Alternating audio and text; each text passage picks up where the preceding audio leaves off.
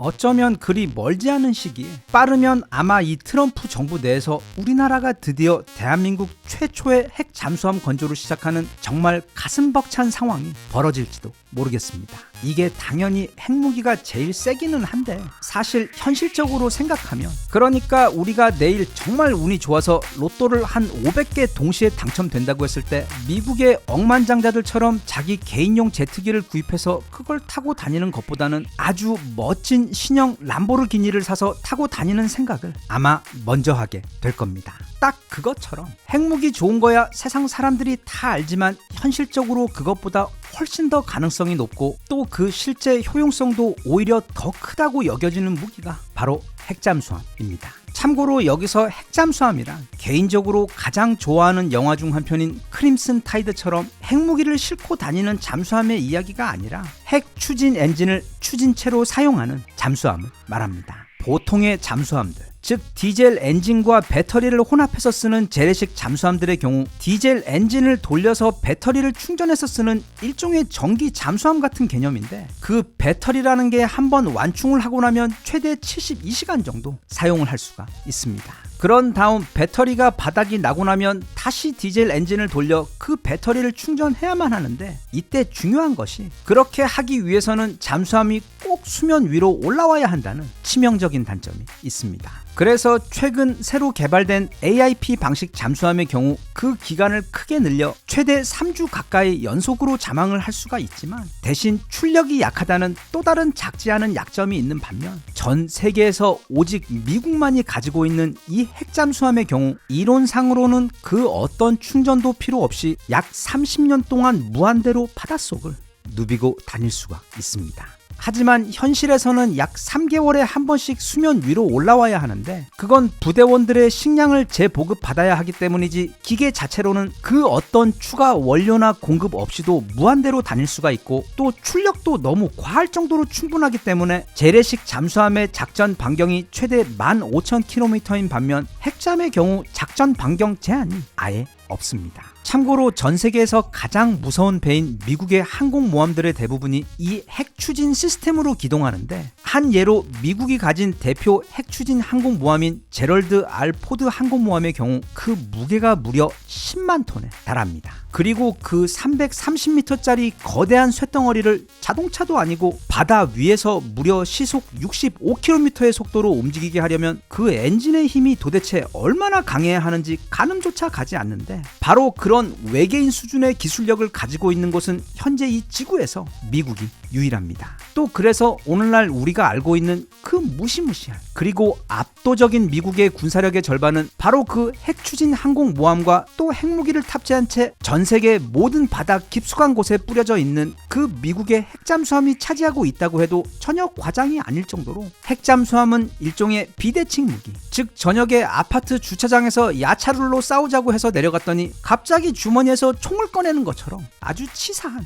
넘사벽의 무기입니다. 그래서 다들 이 핵잠수함 기술을 탐내지만 미국이 그 귀한 기술을 나누어 준 곳은 영국 딱 한 곳밖에 없습니다. 그것도 지난 1958년 미국과 영국이 아주 사이가 좋았을 때가 마지막이었고, 이후 이 초특급 전략 기술은 미국 밖으로 나간 적이 없습니다. 물론 러시아와 프랑스, 중국 등 자체적으로 어찌어찌 핵잠수함을 개발한 곳들도 있기는 하지만, 예를 들어 미국의 핵잠은 세상에서 가장 조용하기로 유명한 데다 또 연료도 30년 이상을 재충전 없이 지속 사용할 수 있는데 반해, 다른 나라 핵잠들의 경우 아직은 그 내부 원자력 발전기의 소음을 잡지 못해 무척 시끄럽고, 또 연료 또한 이론적으로 약 10년 내에 다시 충전해야 하는 등 그 은밀성과 작전 지속 능력, 그리고 정밀 타격 능력 등 실제 성능에 있어서는 미국의 핵잠과는 비교가 불가합니다. 그런데 지난 2021년 바이든 할아버지가 미국의 대통령이 되면서 갑자기 오커스라는 단체를 만듭니다. 원래는 미국을 포함한 백인 국가들의 동맹 단체인 파이브 아이즈, 제가 참 좋아하는 우리나라에 있는 파이브 가이즈 매장과는 아무 상관이 없는 이 파이브 아이즈는 미국, 영국, 캐나다, 호주, 그리고 뉴질랜드로 구성되어 있는데, 여기서도 굳이 급을 나누자면 캐나다는 미국과 가장 가깝기는 하지만 퀘벡 때문에 프랑스와 너무 친밀해서 불안하고, 또 뉴질랜드는 사이즈가 너무 작기 때문에 남은 미국, 영국, 호주가 이 오눈 조직의 최고 인싸 국가들입니다. 그래서 바이든 할아버지는 이 세 국가를 묶어 오커스라는 새로운 인싸 동맹을 만들어 중국과 러시아의 위협에 대항하기로 했는데, 여기서 호주를 새롭게 최종 3국 인싸로 초대하면서 준 일종의 가입 선물이 바로 핵잠수함입니다. 미국은 호주에게 역사상 1958년 영국에게 이후 최초로 미국의 그 소중한 핵잠수함 기술을 공유해서 이제 호주가 핵잠으로 무장할 수 있도록 약속해 주었던 것이 바로 오커스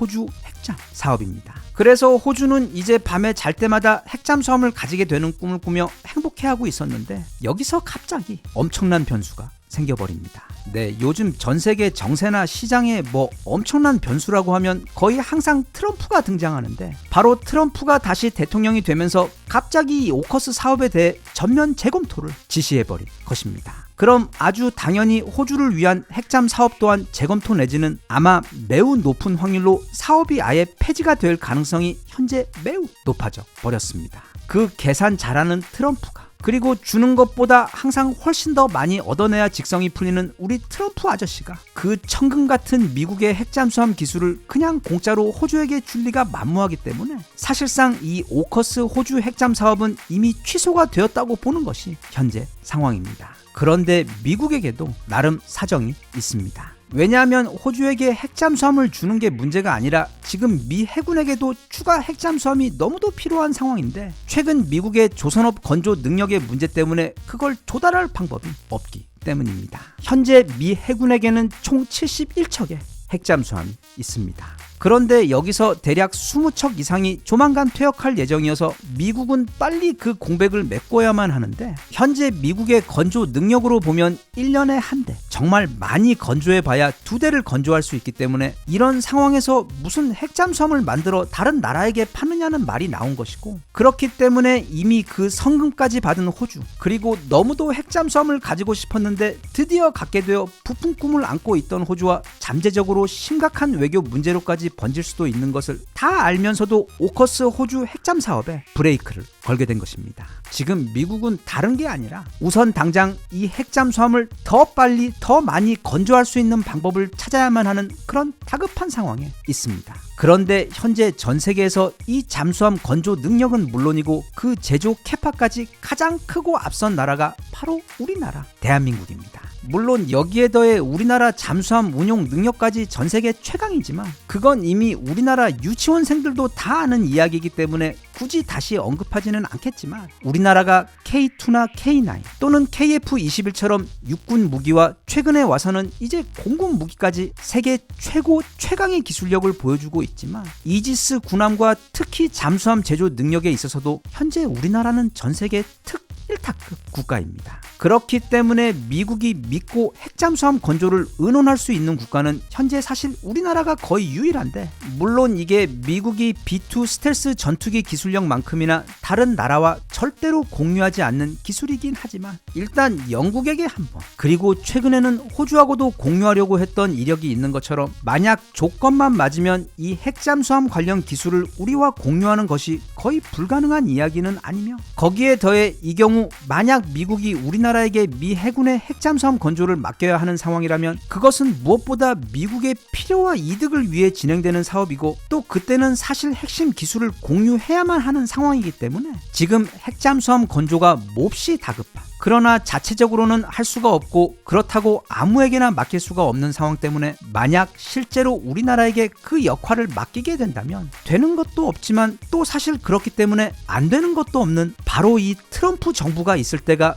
위기임과 동시에 정말 최고의 절호의 기회가 아닌가 싶습니다. 미국에게 필요한 것을 주고 반대로 미국이 가진 것들 가운데 우리에게 가장 필요하고 원하는 것, 즉 우리나라 최초의 이 핵잠수함 건조 기회를 얻어내는 것이 지금이 정말 절호의 기회일 수도 있습니다. 항상 예상과는 너무도 다른 놀라운 반응과 결정으로 전 세계인들을 놀래켜온 우리 트럼프 아저씨가, 그리고 당선 직후 우리나라의 조선업 기술력이 그 무엇보다 미국에게 중요하다고 말했던 우리 트럼프 아저씨가 지난번 정말 쿨하게 우리 미사일 사거리 풀어준 것처럼 어느 날 갑자기 대한민국 최초의 핵잠수함 건조를 알리는 깜짝 발표를 해주면 얼마나 좋을까 혼자 기대하고 있습니다.